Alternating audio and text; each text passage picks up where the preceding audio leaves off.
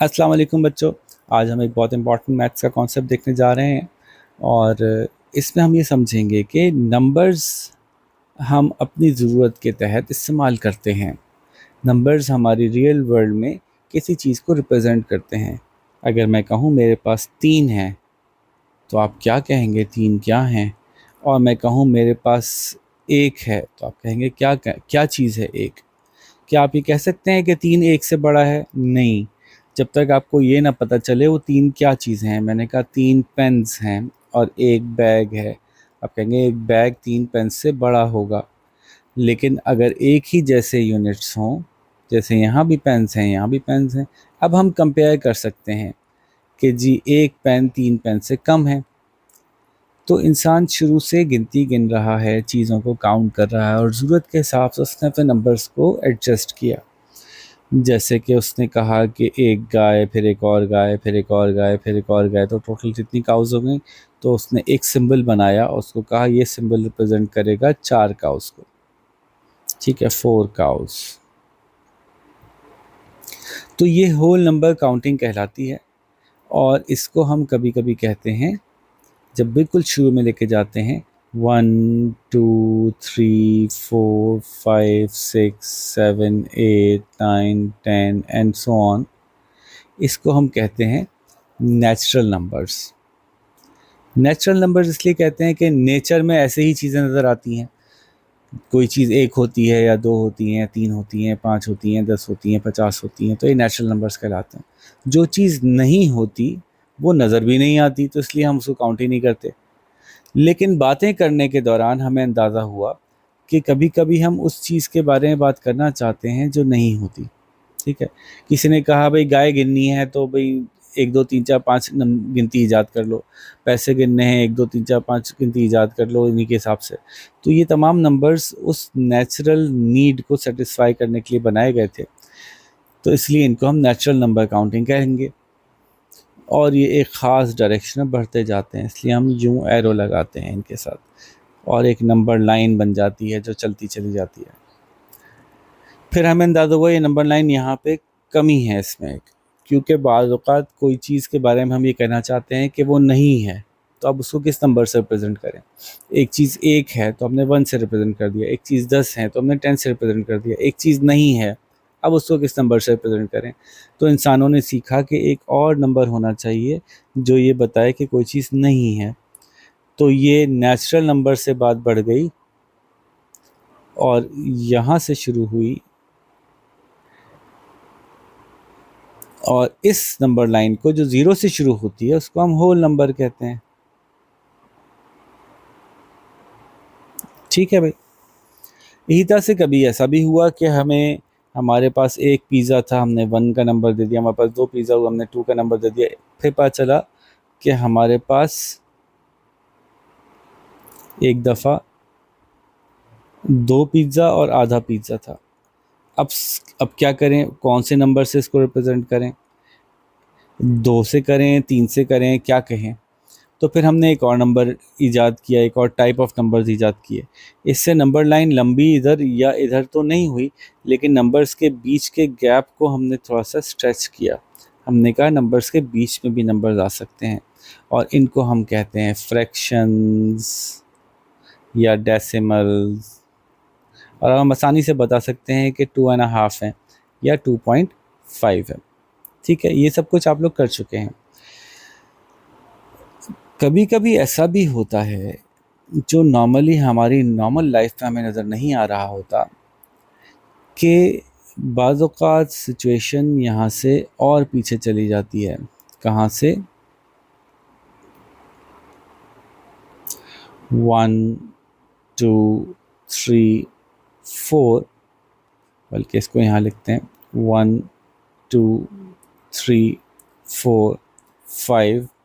एक शख्स ने क्या किया कि एक शख्स ने ये टेम्परेचर के लिए एक थर्मामीटर बनाया और उसने कहा कि जी हमारे मुल्क में ज़्यादा से ज़्यादा जो सर्दी होती है ना, पता है, तो उस वक्त ना बर्फ़ जम जाती है पानी बर्फ़ में कन्वर्ट हो जाता है। ज़्यादा से ज़्यादा जो हमारे इलाके में सर्दी होती है उस पे पानी बर्फ़ बन जाता है। तो उसने उसके हिसाब से सोचा कि इसको मैं ज़ीरो कहूँगा। उसके बाद थोड़ी सी हीट आई और तो इसको मैं 1 कहूँगा, थोड़ी सी हीट और आई इसको मैं 2 कहूँगा, और ऐसे टेम्परेचर बढ़ता जाएगा। आमतौर पे किसी दिन ऐसा भी होता है कि जी आज 32 डिग्री सेंटीग्रेड है, आज 40 डिग्री सेंटीग्रेड है, तो इससे टेम्परेचर को नापना आसान हो गया। लेकिन फिर जब वो शख्स किसी ऐसे इलाके में गया जहाँ जब उसके पास मैक्सिमम सर्दी थी, जिसको वो ज़ीरो कह रहा था, उससे भी ज़्यादा सर्दी थी, तो अब उसको समझ में नहीं आया कि इस स्केल पे मैं उसको कहाँ रखूँ, आज कितनी सर्दी है। मेरे यहाँ बहुत सर्दी थी, पानी जम गया था, ज़ीरो थी, उसके यहाँ इससे भी ज़्यादा ठंड है। अब इसको मैं क्या बोलूँ, इसको मैं ज़ीरो से कुछ और कम बोलना पड़ेगा, तो ज़ीरो से कम क्या कोई नंबर हो सकता है? यहाँ से ज़रूरत पेश आ सकती है ऐसे नंबर्स की जो ज़ीरो से भी कम हो, और ज़ीरो से कम जो इलाका शुरू होता है वो शुरू होता है नेगेटिव नंबर्स का, जैसे कि -1, -2, -3, -4 और so on and so forth, ही चलता चला जाएगा।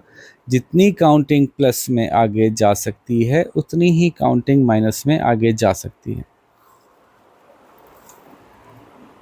तो अब आसानी हो गई उनको कि वो एक ऐसे इलाके में गए जहाँ इतनी ज़्यादा सर्दी थी कि -13 डिग्री सेंटीग्रेड उस वक्त रिकॉर्ड हुआ। तो यूँ टेम्परेचर और इसके अलावा और बहुत सी चीज़ें ऐसी हैं जिनको कि हम मेजर कर सकते हैं, और उसके लिए नेगेटिव का इस्तेमाल होता है। एक और बड़ी अच्छी सी मिसाल है, जैसे कि हमारी ज़मीन से किसी जगह की ऊंचाई। हमने कहा ओके, हम अपनी ज़मीन पे समंदर की सतह को ज़ीरो कह देते हैं। तो मैंने कहा कि अब हम एक पहाड़ पे चढ़ना शुरू किए, तो हम 1000 फीट प्लस में चले गए, प्लस 1000 फीट। फिर हम 2000 फीट चले गए प्लस में,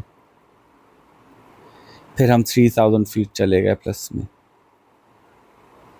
फिर हम वापस ज़मीन पे आ गए, समंदर की सतह पे आ गए।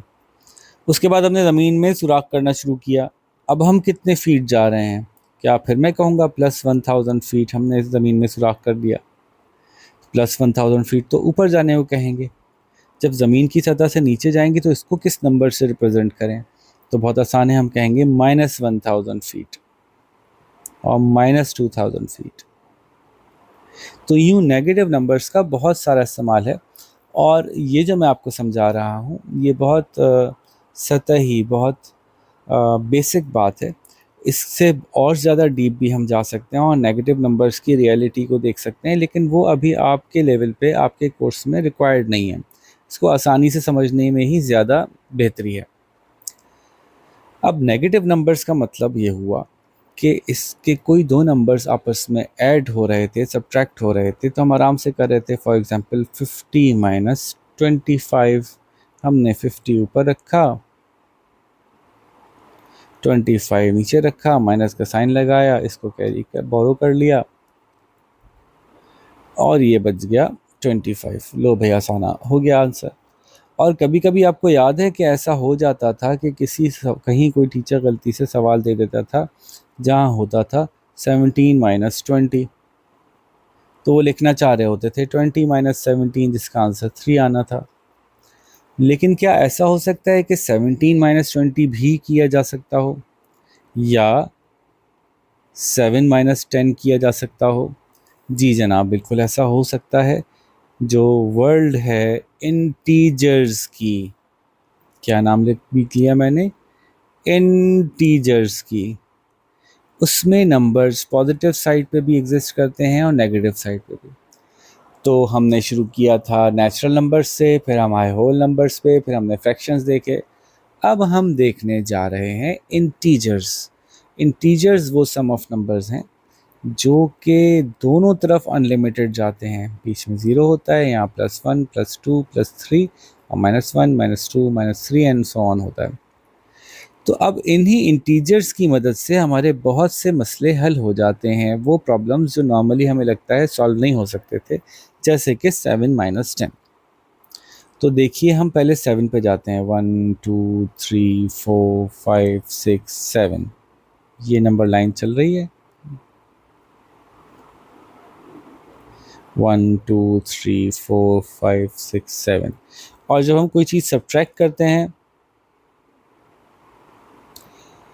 तो हम जंप बैक करते हैं, 7 पे खड़े होते हैं और 10 टाइम्स जंप बैक करते हैं। 1 2 3 4 5 6 7 8 9 10, we have arrived here. So this was 0, this is -1, this is -2, this is -3. तो 7 - 10 का आंसर आएगा -3। अगर टेम्परेचर 7 था और 10 गिर गया उसके बाद, तो इस वक्त टेम्परेचर होगा -3।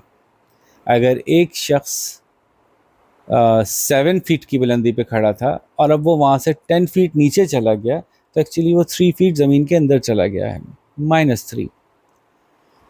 तो ये तो था कॉन्सेप्ट इंटीजर्स का।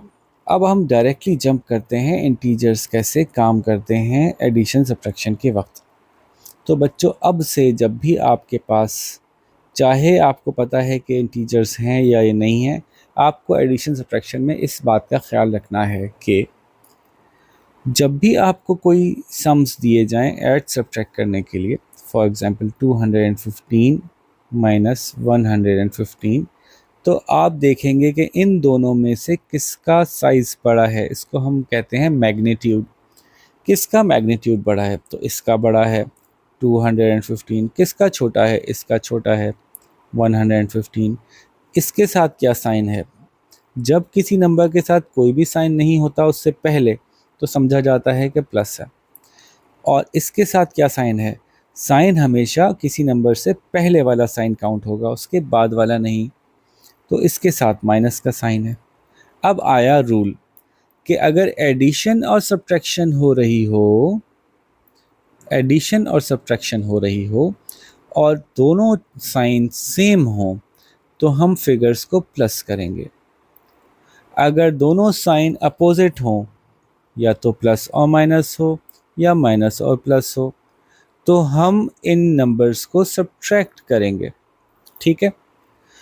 अब दोनों साइन सेम होने में क्या माइनस और माइनस दोनों होंगे तब भी ऐड करेंगे? जी जनाब, तब भी ऐड करेंगे। अब आखिरी बात ये कि जब आप ये ऑपरेशन कर लेंगे तो साइन कौन सा लगाएंगे? साइन लगाएंगे उसका जो कि इन दोनों में से बड़ा था, तो साइन इसका लगेगा। करके देखते हैं। हमने दो नंबर्स देखे थे, दोनों नंबर्स लिख लिए, इन दोनों नंबर्स के साथ के हमने साइंस लिख लिए। हमने देखा ये साइंस अपोजिट हैं, यानी ये सब्ट्रैक्ट होंगे। तो 5 में से 5 गया 0, 1 में से 1 गया 0, 2 में से 1 गया 1, और इसके साथ साइन क्या लगेगा? प्लस का। लेकिन अगर ये यूं लिखा होता 105 माइनस 256, तो हम क्या करते? मैंने कहा दोनों में से मैग्नीट्यूड में बड़ा कौन सा है? 256। 256 को ऊपर लिखते। छोटा कौन सा दिख रहा है? 105, इसको नीचे लिखते। इसके साथ इसका साइन लगाते, इसके साथ इसका साइन लगाते। अब देखिए क्या साइन सेम है या अलग अलग है? साइन अलग अलग हैं, तो हम क्या करने जा रहे हैं? सब्ट्रैक्ट करने जा रहे हैं। ओके, 6 में से 5 माइनस किया 1 बचा, 5 में से 0 माइनस किया 5 बचा, 2 में से 1 माइनस किया 1 बचा। और साइन किसका लगाएंगे हम जवाब के साथ? जो इन दोनों में से बड़ा दिख रहा था। ये बड़ा दिख रहा था तो इसका साइन लगेगा, यानी माइनस। तो अगर मैं कहूँ कि 105 माइनस 256, तो उसका आंसर आएगा -151। ठीक है भाई। तो यूं हम इंटीजर्स को सब्ट्रैक्ट और ऐड कर सकते हैं। एक और केस देखते हैं। वो केस है, फॉर एग्जांपल मैंने कहा 120, ये भी माइनस में है, और -750। ओके, तो हमने बड़े वाले को ऊपर रखा, देखने में जो बड़ा है, छोटे वाले को नीचे लिखा जिसका मैग्नीट्यूड छोटा है। दोनों के साइंस लगाए, दोनों साइंस सेम है। जब साइंस सेम होते हैं तो हम ऐड करते हैं, जब साइंस अपोजिट होते हैं तो हम सब्ट्रैक्ट करते हैं। याद रखिएगा, साइंस सेम होना और साइंस अपोजिट होना, ये सिर्फ एडिशन और सब्ट्रैक्शन का रूल बता रहा हूँ। मल्टीप्लिकेशन और डिवीजन में रूल चेंज हो जाता है। ओके, साइंस सेम है तो ऐड करेंगे। तो अब ऐड करते हैं और इसके साथ साइन लगाएंगे हम बड़े वाले का। बड़े वाले का साइन क्या था? माइनस, तो माइनस लगा। तो आंसर आ गया -870, -120 -750 इज इक्वल्स टू -870। और लॉजिकल भी है, पहले ज़मीन में -120 का गड्ढा खोदा हुआ था, -750 और नीचे चले गए, तो फिर और बड़ा नंबर आना चाहिए माइनस में। तो होपफुली ये बात आपको समझ में आई होगी कि इंटीजर्स की एडिशन और सब्ट्रैक्शन मुश्किल नहीं है अगर आप इस रूल को फॉलो करें, और इसकी मदद से आप एक सीक्वेंस ऑफ एडिशन और सब्ट्रैक्शन कर सकते हैं। तो अब आपको कुछ सवाल देने का वक्त आ गया है। कुछ सवाल ऐसे होंगे जैसे 520 माइनस 760, अब आप इसको सॉल्व कीजिएगा।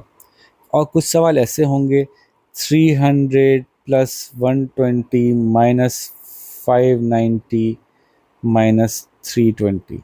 तो देखें, इसको सॉल्व करने का सबसे बेहतर तरीका ये है कि यहाँ से शुरू हो जाइए और सॉल्व करते जाइए बारी बारी।